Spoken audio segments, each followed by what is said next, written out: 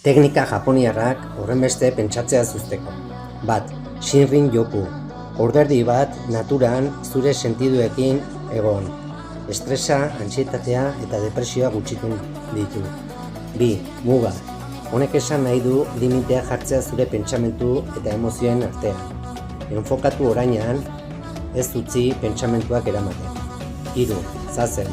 Pentsamentuak juzgatu gabe begiratu eta atentzio plenoa praktikatu. Pentsamendu txarrak bidaltzeko gaitasuna garatzen du. Lau, Hansei. Aztertu pasatako esperientziak hauetaz ikasi pertsona bezala hazteko. Bost, Kantzen. Gonbidatzen gaitu kontrolatzen ez dugun hori azektatu eta joaten uztea. Eta 6, Kintsugi. Gauza konpontzen erakusten digu. Geratzen diren akatsak ezabatzen saiatu gabe. Eman like bat gustatu bazaizu eta jarraitu.